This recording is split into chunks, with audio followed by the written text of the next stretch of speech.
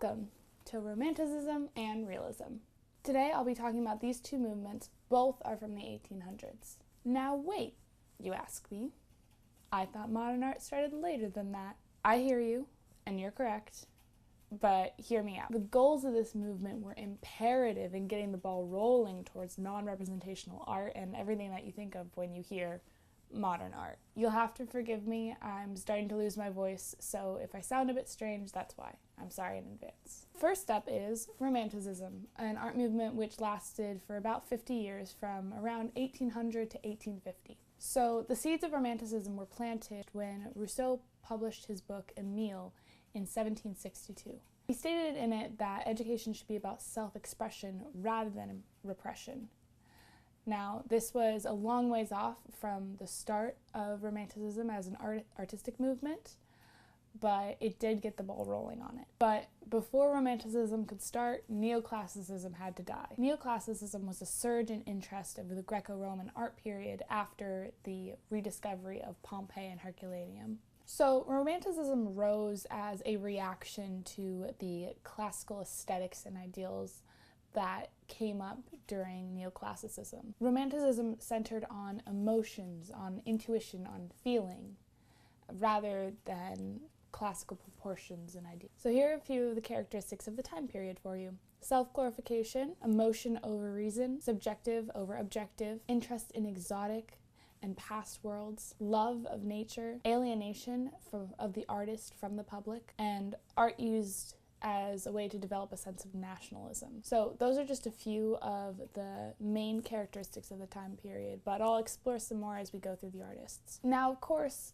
for every artistic movement, you usually have to have some kind of figurehead of the movement. It can either be an artist themselves or perhaps a prominent figure in the world at the time. For the Romantics, the romantic hero was none other than Napoleon Bonaparte. To them, he represented liberty. He brought freedom to the French underclass, and he was big on meritocracy. He was loved by almost every single romantic artist, but none loved him more than Jacques-Louis David. Now, David was actually a neoclassical painter to start out with, but as time changed and as Romanticism began to take hold, he realized that the only way to continue making money was to switch over to a more romantic ideal of painting. David did not want to be in the spotlight, but in order to continue making money, he had to align himself with success.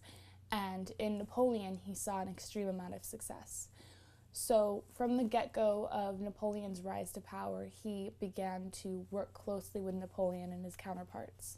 Eventually, David was actually commissioned to paint the coronation portrait of Napoleon, a very iconic image in which Napoleon is crowning himself rather than the Pope doing so. To quote Clark Art, "The paintings David made while in Napoleon's service established the archetypal image of the successful general-turned-politician and are among the artist's most memorable works." Romanticism was a movement that gave artists the opportunity to challenge the current narrative of the art world. So it got brighter in here. Just FYI, I'm sorry. In Géricault's painting The Raft of the Medusa, he took an already well-known subject of the crash of the French ship the Medusa and made it even more controversial through the use of extremely new painting techniques and compositional methods. He also chose dark, grotesque colors to better embody the turmoil that was going on the raft.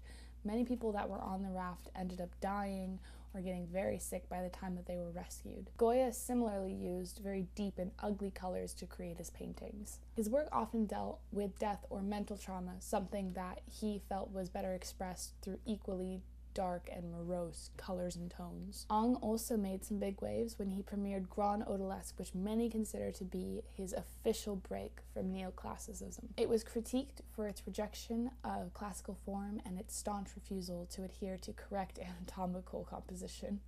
To be fair, the subject does seem to have about 2 or 3 extra vertebrae in her back.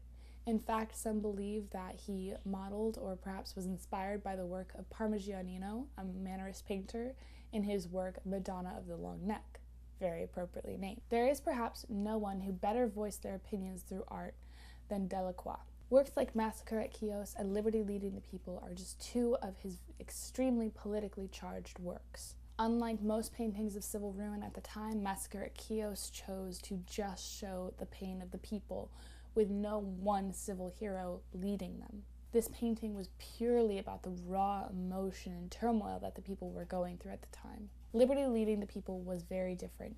It was well received. The physical embodiment of liberty is leading the people of Paris to revolution. It depicts a moment of glory and power for the lower class, something that still wasn't seen that often. It was better accepted, though, because of the heroic leader in front of them. Romanticism wasn't just a time to be dark and brooding and political. It was also a time to reflect on the majesty and glory of nature and to, in a way, pay our respects to it through art. Perhaps the most famous of the Romantic naturalist painters was Turner, whose works in oil and watercolor best depict the raw power and majesty of the ocean and other large bodies of water. Other artists like John Constable reflected on the gentle beauty and grace of nature, as well as how mankind and animals interact with it. In pieces like the Hay Wain and Salisbury Cathedral from Bishop's Garden, he creates pleasant scenes filled with the lush nature of England's countryside and lolling pastures. Then we come to Friedrich, whose works like Wanderer Above a Sea of Fog and Abbey Among the Trees take Constable's approach to depicting nature one step further. You all should know, I have Wanderer Above a Sea of Fog on my shirt, and it's fantastic. His paintings often have only one or no people at all in them, instead letting the haunting and vast landscapes speak to the audience. From his works come a lot of implied philosophical meaning, as well as a bit of somber tone to them. No one group of people worshipped nature through their art more than the Hudson River Valley School. Artists like Cole, Bierstadt, and Durand worked hard to express New England's themes of discovery, exploration, and settlement. They painted vast, fantasy-like landscapes as a way to capture the landscape and inspire people to go and explore this vast, young, and new country. So now it's time for realism. Okay, so this time period lasted way shorter, from only 1948 to about 1958. Here are the main characteristics for the time period: rejection of romanticism and emotionalism, objective reality and sober detachment, didactic art themes, which were usually social commentary, head-on point of view, and a very drab earth tone palette. These guys really wanted to separate themselves from the grandeur and flourishing of the Romantics. The Romantics were kind of full of themselves in their eyes. So the realists wanted to change that narrative. You'll learn with most art that every movement is trying to change the narrative of the previous one. This was the time of the Industrial Revolution. This meant that the city was no longer some place to be a pinnacle of class. It was dirty. That was because nearly every lower class citizen lived or worked in or near a city. And just because people were working doesn't mean they had enough money to go around. Revolutions began to rise up against industrial utopianism as Marxism and communism took hold in Russia. Needless to say, the general overall mood was extremely bleak. So the artists of this movement wanted to represent that.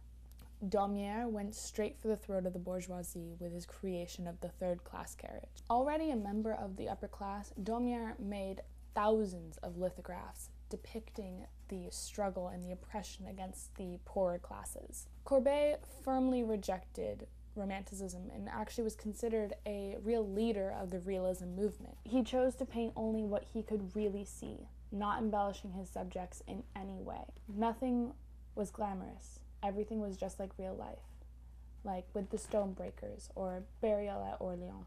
Bonheur was a French artist who was one of the most notable realism painters. Her most famous works include Plowing in the Nivernais, Dressing of the Vines, and The Horse Market. Most were still under the impression that a woman could not be a good painter, so she worked tirelessly to create some of the most realistic-looking paintings of the 19th century. She visited the horse fair in her local town twice every week for over a year and a half, just to capture the raw energy of the place. Now, Manet was a realist as well, but he was also a bit of an exhibitionist, with very loose and unwound brushstrokes.